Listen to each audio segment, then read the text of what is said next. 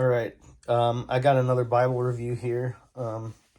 This is a Bible that's not very well known, but it is honestly, it's an incredible resource. This is the Newberry Reference Bible. So Thomas Newberry, he lived in the 1800s. I think he died in 1910. He was he ended up being part of the Plymouth Brethren, which I believe H.A. Ironside, I think H.A. Ironside also was Plymouth Brethren. Newberry, he preached alongside George Mueller. He started studying the Bible, and he was part of one of the more established religions, and he saw issues, and so he separated and ended up joining the Plymouth Brethren. He studied Greek and Hebrew at a young age. He put out this incredible work.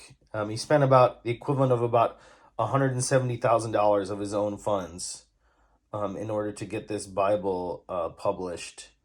So let's talk about it. So you can get it. I have a wide margin edition here. You can get it in non-wide margin format that's a little bit smaller. But first of all, let's just talk about it. I think you can only get it in calfskin or genuine leather. They say it's calfskin. It's very glossy. I don't know if you could tell. It's not soft and smooth. Like maybe like if you've ever seen a calfskin from like church Bible publishers, they used to put out Bibles that had calfskin. This is more glossy.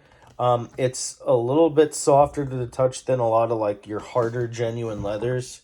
But it's a decent cover. I don't know if it's a super premium leather. The paper is India paper. But we'll talk more about the construction at the end. So the thing about this Bible is it has tons of Hebrew and Greek helps. Tons of Hebrew and Greek helps. So I don't know how much of this you're going to be able to see. But for example, in the text, there are little symbols. So I don't know if you see these symbols, okay? So there's all system here of symbols. The definite article, the objective article. Now, in Hebrew, in English, we only have singular and plural. In Hebrew, we have singular, dual, and plural. And that might not be as apparent. You can't always translate that well into English. But there are other things like there are emphatic pronouns. So emphatic pronoun would be in this. So just to give you an example of a place where you'd have an emphatic pronoun. And so in Greek and Hebrew, the person in the is built into the verb. So they don't have a separate word. Like you don't say he will save as in three separate words. It's one word.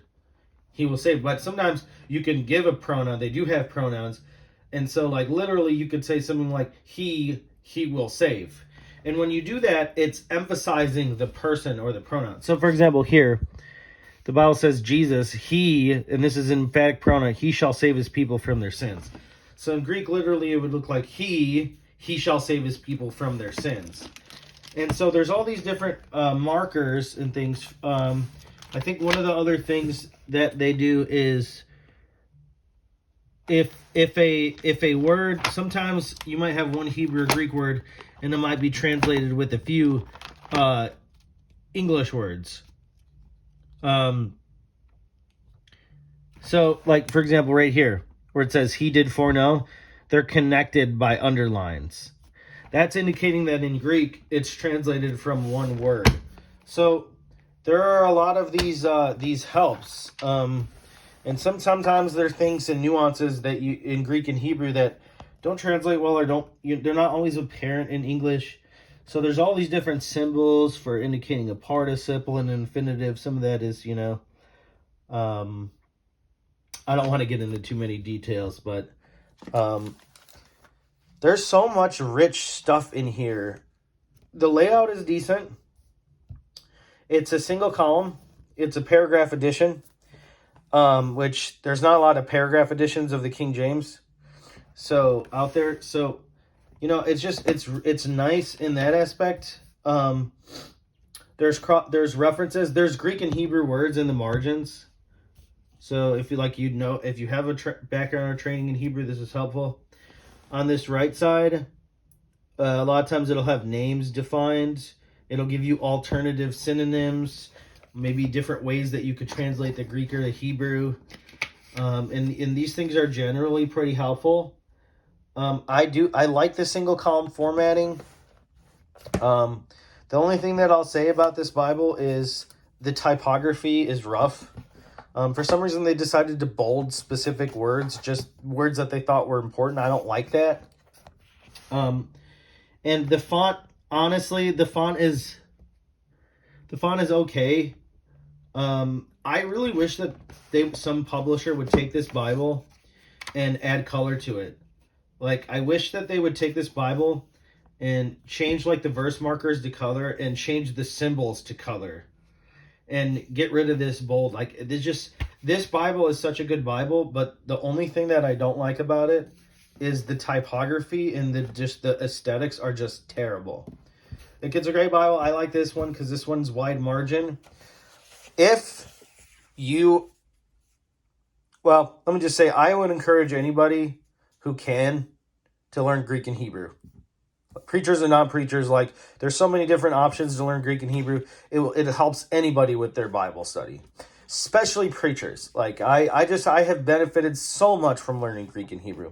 This Bible can be helpful if you only know a little bit of Greek and Hebrew, even the tiniest bit. Even if you don't know any, there's still things that you can learn from this. But especially if you do have a background in Greek and Hebrew, this is helpful. There is a wealth of resources in this. This is probably one of the best Bibles. If you're just wanting, it doesn't have commentary, it doesn't have notes, but it has stuff that's just things to help you exegete the text and find out what it is. So this is the Newberry Reference Bible. It's not very popular. In fact, I've never known of anybody else personally who had one. But it's a great Bible. If you know even the tiniest bit of Greek or Hebrew or whatever, it can definitely be helpful. And I'm sure there are other things in it that are not. But this is the Newberry Reference Bible, published by Ritchie. This is the wide margin calfskin edition.